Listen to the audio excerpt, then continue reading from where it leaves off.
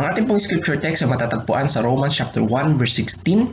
Babasahin ko po sa 5 translation dahil naniniwala po ako sa principle ng 8 translation Bible. Basahin ko po. If you have only one version of the Bible, you are missing much of the richness of God's Word. We believe that many Bible translation and paraphrases available today can help you understand the more exact meaning of various passages. Basahin ko po sa Magandang Balita Biblia. Hindi ko ikinakahiya ang magandang balita sapagkat ito ang kapangyarihan ng Diyos para sa kaligtasan ng bawat sumasampalataya, unay sa mga Hudyo at gayon din sa mga Griego. The Passion Translation. I refuse to be ashamed of sharing the wonderful message of God's liberating power unleashed in us through Christ. For I am thrilled to preach that everyone who believes is saved, the Jew first and then people everywhere. The Message Bible. It's news I'm most proud to proclaim. This extraordinary message of God's powerful plan to rescue everyone who trusts Him, starting with Jews and then right on to everyone else. The Amplified Bible. For I am not ashamed of the gospel, the good news of Christ, for it is God's power working unto salvation, for deliverance from eternal death, to everyone who believes with a personal trust and a confident surrender and firm reliance to the Jew first and also to the Greek. The Living Bible. For I am not ashamed of this good news about Christ. It is God's powerful method of bringing all who believe it to heaven. This message was preached first to the Jews alone, but now everyone is invited to come to God in this way. Ang Diyos po ang magpala sa kanyang buhay na salita. Lahat ng anak ng Diyos dapat carrier ng pinakamagandang balita ngayon. Lahat ng anak ng Diyos dapat nagdadala ng buhay na pag-asa nila kay Kristo. Lahat ng anak ng Diyos dapat nagpapakalat, nangahawa ng virus ng salita ng Diyos. Saan po ba matatagpuan ang pinakamagandang balita? Hindi natin yan matatagpuan sa mainstream media. Hindi natin matatagpuan yan sa mga malalaking TV networks sa buong mundo. Hindi natin matatagpuan yan sa mga higanting radio stations. Hindi natin matatagpuan yan sa mga malalaking newspapers. Hindi natin matatagpuan yan sa social media. Matatagpuan lamang natin yan sa Bible. Kaya nga mga kapatid, dapat maging ilaw at asin tayo ng sanlibutan nito. Dapat tayo ang nagpapakalat ng good news. Dapat nagiging part tayo ng rescue plan ng Diyos upang ang lahat ng tao ay talagang makarinig ng mabuting balita at maligtas. Tigilan na natin ang pagpapakalat ng fake news na nakakapanghina. Tigilan na natin ang pagpapakalat ng bad news na nagdudulot ng kawalan ng pag-asa. Ang sabi ko nga sa huli kong video message, dapat wag alisin ang salitang pag-asa sa ating kokote dahil kung hindi ay magdudulot yun ng kawalan ng katiyakan sa buhay, kawalan ng kalakasan, kawalan ng bait sa sarili at baka magpakamatay. So dapat tigilan na natin ang pagpapakalat ng mga negative news na yan na nagdudulot lang ng panghihina.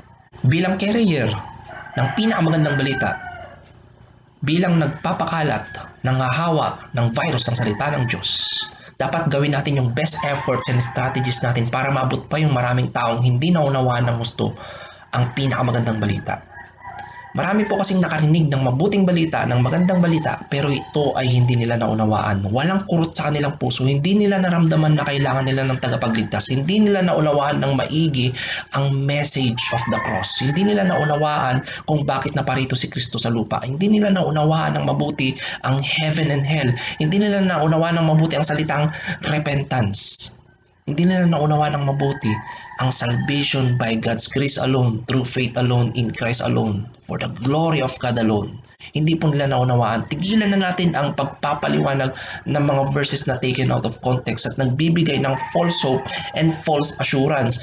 Bilang carrier, bilang asin at ilaw ng sanlibutan ito, dapat nagbibigay tayo ng pag-asa sa mga tao at nagbibigay sa kanila ng light at the end of the tunnel. Bilang carrier ng pinakamagandang balita, dapat meron tayong very convincing presentation. Maliwanag na maliwanag ito. Hindi dapat tayo nahihiya. Sabi nga dun sa ating passage kanina, I am not ashamed of the gospel. Dapat very clear. Napakagaling, napakahusay dapat ng ating presentation. The best presentation of the gospel is to let them realize and recognize that Jesus is the only way to heaven. Not education, not religion, especially not good works. The best presentation of the gospel is to let them know the greatest and deadliest virus of all that contaminates all of humanity, which is sin. Not COVID-19, not Ebola virus, not HIV virus, not cancer, not tuberculosis. It is sin, kasalanan. The best presentation of the gospel is to let them understand the five solas. Napakahalaga na dapat may paliwanag natin ito.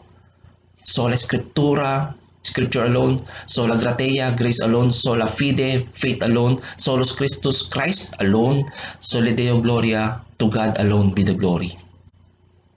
Dapat may paliwanag natin sa kanila, may expose natin sila sa five essential ingredients of the gospel, which is number 1, God the offended one. Number 2, man the offender. Number 3, Christ the mediator. Number 4, faith and repentance the requirement. And then number 5, the promise, assurance or threat. What is the message today? Number 1, enlarge the territory of Christ. Ito ang main purpose ng Grace Evangelical Church. To enlarge the territory of Christ and to advance the kingdom of God. That everyone is connecting others to Jesus. That the church is aiming the grand vision of Jesus, that every member is a disciple maker. In-encourage ko pang bawat isa to be a carrier of God's redeeming love. Dapat maranasan at maramdaman ng tao yung sukdulang biyaya ng Diyos. Napakahaba na ng grace period natin. Ang haba-haba na ng second chance natin. Remember, God is a God of second chances. Dapat samantalahin natin yung pagkakataon, mga kapatid, na ipakalat ang mabuti at magandang balita. Dahil ito ay para sa bawat maniniwala at magtitiwala.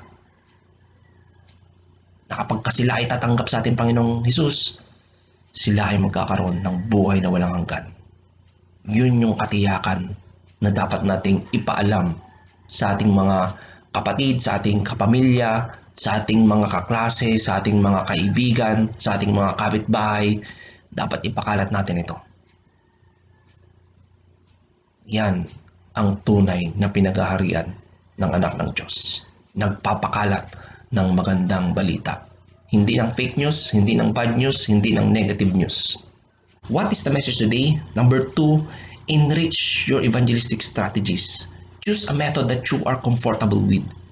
Kung gusto mo ng one-on-one evangelism, go. Kung gusto mo ng G12, go. Kung gusto mo ng purpose-driven life, yung kay Rick Warren, go. Kung gusto mo ng DNA style, go. Kung gusto mo ng DCPI, go. Kung gusto mo ng cell group, go.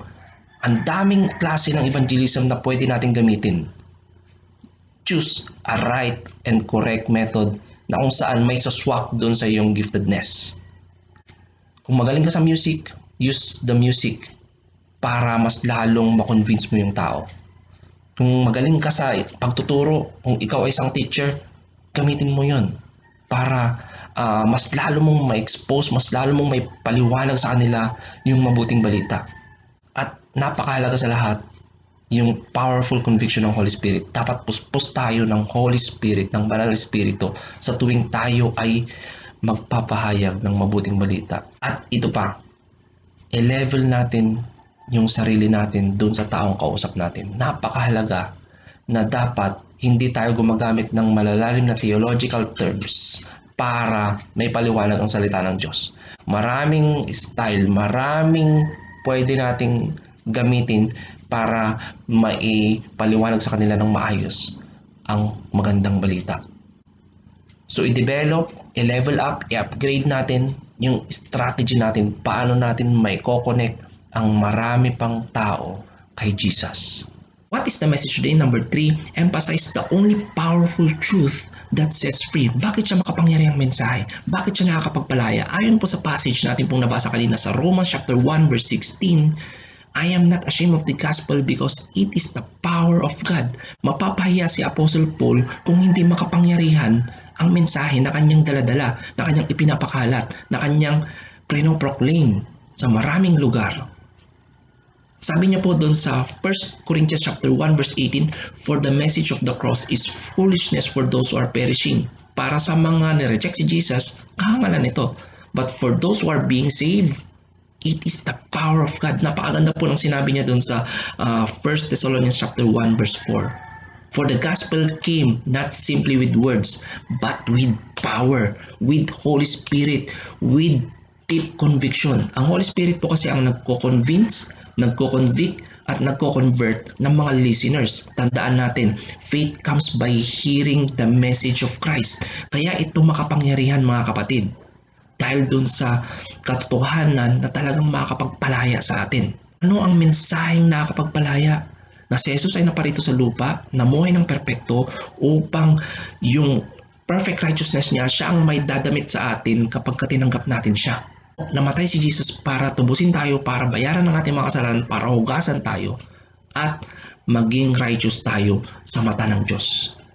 We are considered, we are declared righteous. Yun yung identity natin pagpasok natin sa langit. Yung identity natin kay Jesus. Okay, so complete the presentation of the gospel. Naniniwala ako that half-truth is a one whole nonsense. Dapat hindi natin shortcut. Dapat hindi lang yung iisang character lang ng Diyos ang ating ipinapaliwanag. Kailangan ipaliwanag din natin that God is holy, that God is just, that God is righteous, that He is a sin-hating God, na ginawa niyang impyerno para sa mga nagrebelding anghel at sa mga nag-reject kay Jesus. Dapat ipinapaliwanag natin yun. Yung seriousness of sin, dapat ipinapaliwanag natin ng maigi sa mga taong hindi pa nakapagsisi sa kanilang mga kasalanan, na kailangan tanggapin si Jesus, sumampalataya kay Jesus, maniwala at magtiwala kay Jesus. Nang sa ganun, ay talagang maligtas tayo sa puot at galit ng Diyos, sa final judgment ng Diyos. So yun yung work ng Holy Spirit, yung intensified work ng Holy Spirit sa atin.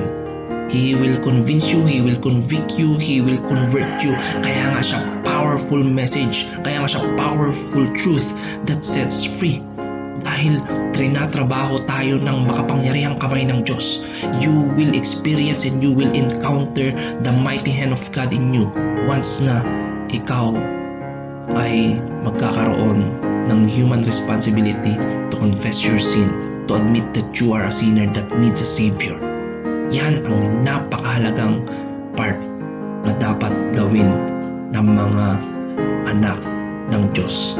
Ang ipalaganap, ipakalat ang pinakamagandang balita na mayroong pag-asa, na dapat hindi tayo natatakot mamatay with COVID-19, dapat matakot tayo mamatay without Jesus in our heart.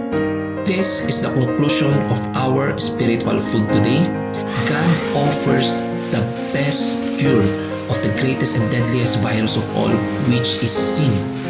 Ibinibigay na po sa atin, inihahandog, iniaalay na po sa atin ng Panginoong Diyos ang pinakamabisang gamot, pinakamabisang solusyon para sa man's greatest problem, which is sin.